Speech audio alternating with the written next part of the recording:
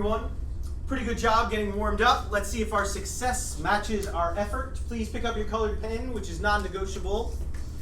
And I'm looking for what fruit is missing from the puzzle, and then in part B, what is the missing total. We are starting with the missing fruit. So I need the name of a fruit. Sharing out, I've got student 13, 3, 15, and 1. Student 13, what'd you get? Okay. Student 3. I didn't finish. Student 15. And student 1. So what I was looking for was cherry.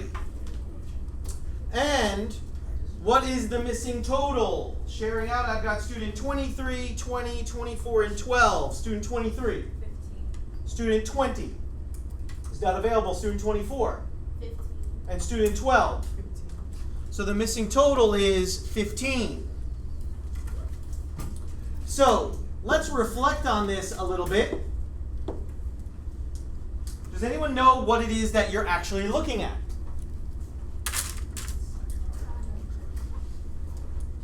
This is algebra for elementary school students. But at the same time, it's also an introduction to systems of equations for Algebra 2. How is this algebra for elementary school students? Well, let me ask you this question. What row or column did you start with? So we're going to call this row 1, 2, 3, 4. And then if we're doing columns up and down, this would be column 1, 2, 3, and 4, and so on. So where did you start? Raise your hand and share. We'll go Janelle, Jelani, and then Roxanne. So most of us start in row 1. Could I have a volunteer explain what is so easy about row number 1? Go ahead. All the fruits are equal, so you only have to divide 8 by 4. Exactly. All the fruits are equal. They're all lemons. And once you assign a value to a lemon, it has to be the same value for all of the lemons. So you just had to take 8 and divide by 4, so a lemon is equal to 2. So this is now a 2, but now every lemon is a 2. So how is this algebra for elementary school students? How would we write this in Algebra 1? 2L equals 8. I'm sorry, 4L equals 8, my mistake. 4L equals 8.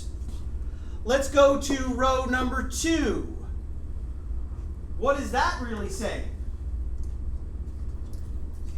Well, how do you figure out the cherry? Go ahead, Matt.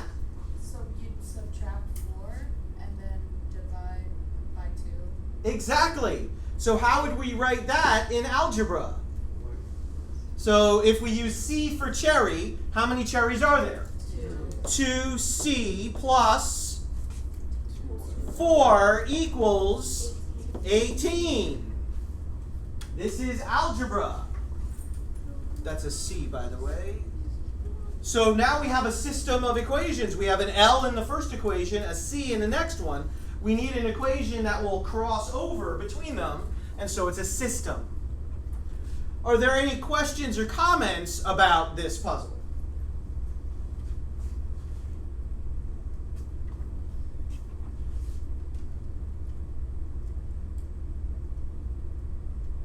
Okay, so that is a lead-in for today.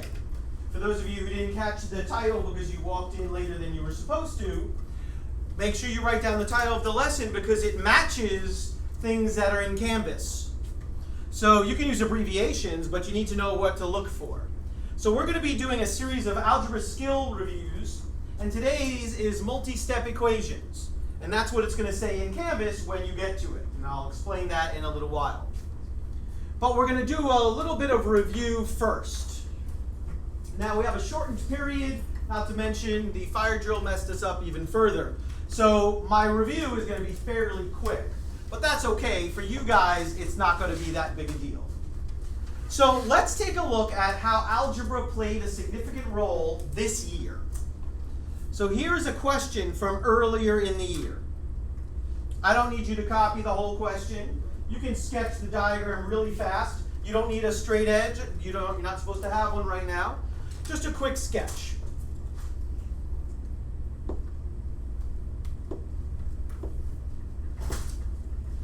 So we're asked to find the measures of the acute angles of the right triangle. What do we know about the acute angles of a right triangle? Let's get some volunteers who are my geometry masters. Jonathan and then Juan. They're less than 90. Okay.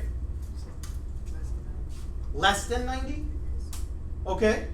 It adds up. They add up to 90. So they seem to disagree because they say less than 90. She says it adds up to 90. I'm asking for the acute, I'm talking about the acute angles of a right triangle.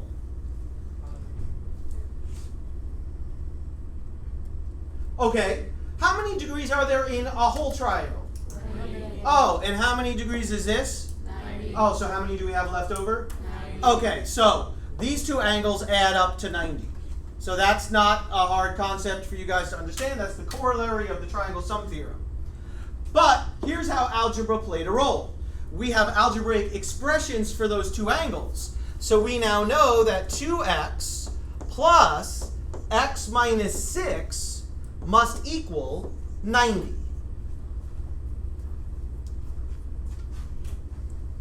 So now, if I were teaching you Algebra 1, I would be emphasizing this simple mantra. Simplify, then solve.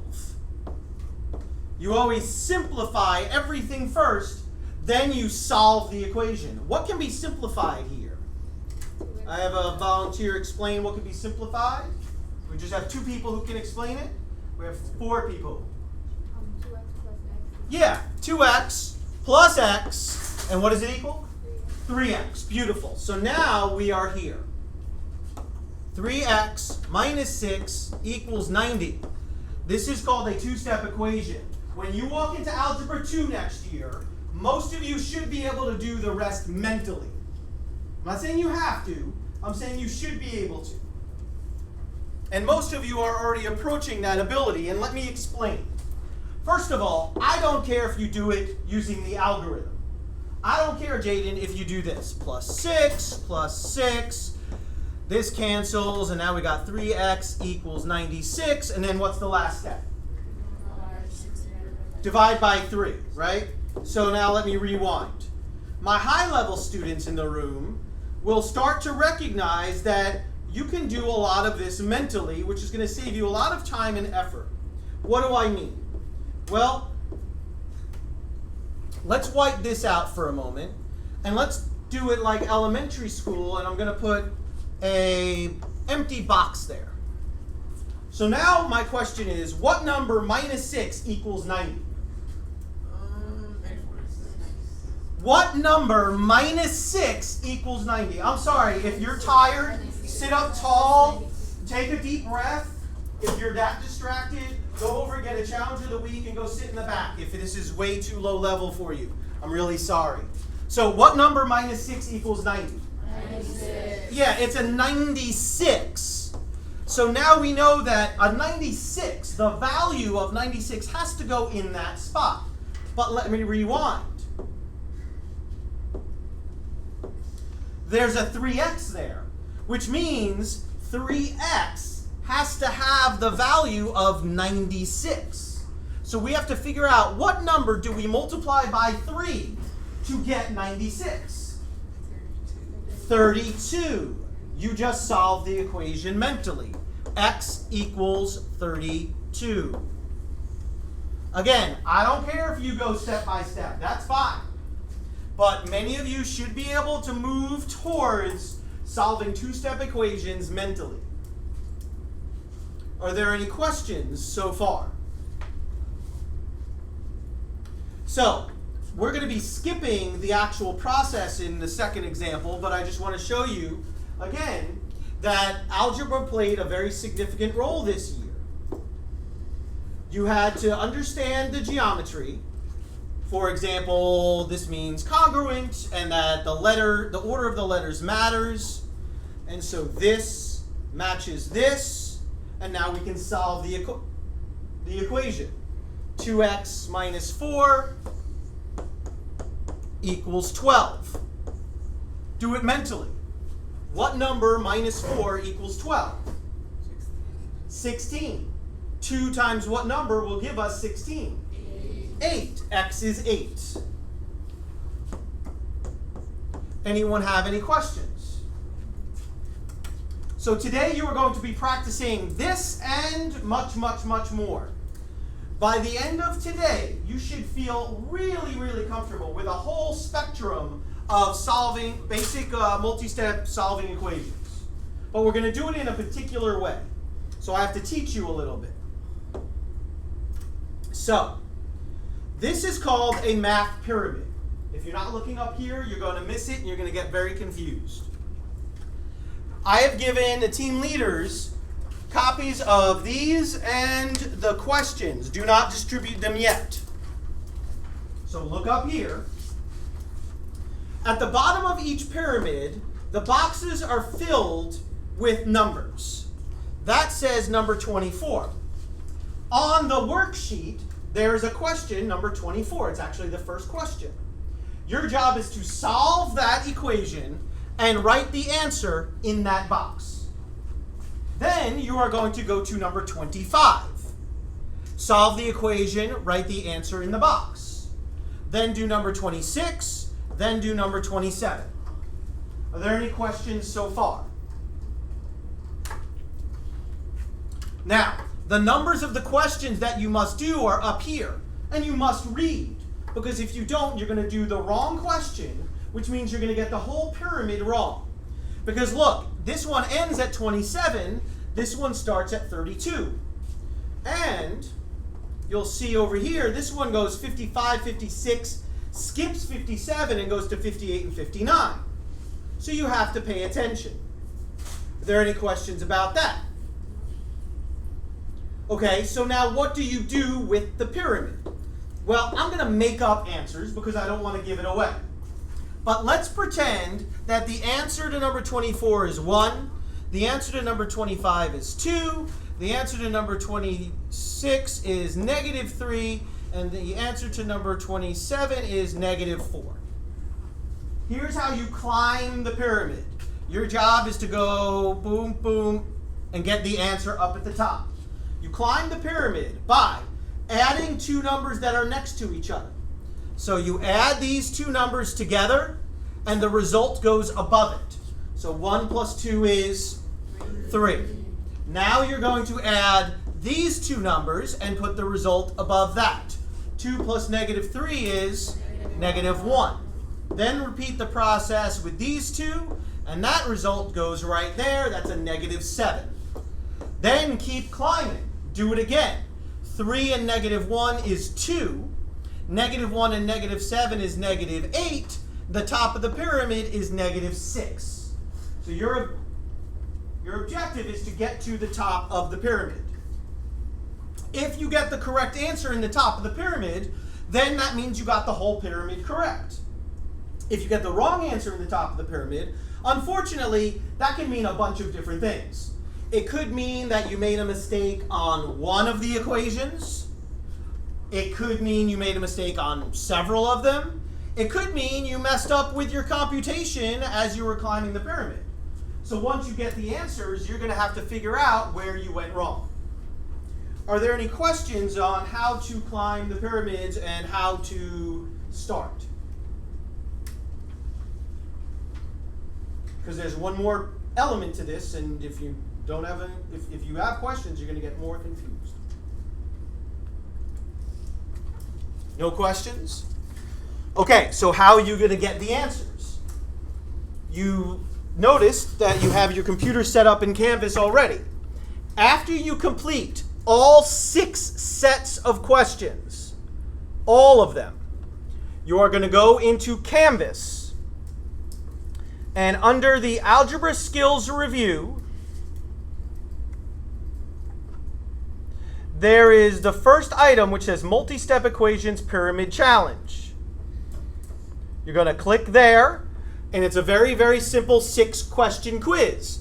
The questions are, what's the answer to the top of pyramid number 1? What's the answer to the top of pyramid number 2? Set number 1, put the answer here. Set number 2, put the answer here. And keep on going until you get to set 6. And then you push submit quiz. And that's going to tell you which ones you got right, which ones you got wrong, and what the correct answers were supposed to be. This does count towards your grade. It's going to be a small little assignment, but that's how it is. Anyone have any questions? So let's review the sequence of tasks. Solve the equations on the worksheet. Put the answers at the bottom of the pyramid, then climb the pyramid. After you complete a pyramid, go on to the next pyramid. Any questions? There are 6 pyramids. Each one has 4 questions. How many questions total do you have to do? There are 6 pyramids. Each one has 4 questions. How many questions do you have to do? 24. Good. How many minutes are you going to have to do it? 20. You have 20 minutes. Team leaders, please give out the worksheet and the pyramids. You got 20 minutes. Go.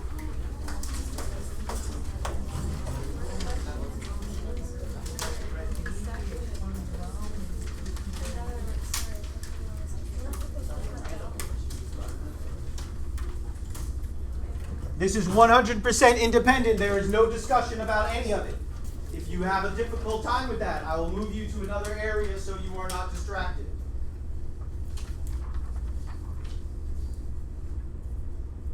Having said that, there is no point in you sitting here doing 24 practice questions and getting every single one of them wrong. If you have no idea what you're doing, ask for help from me.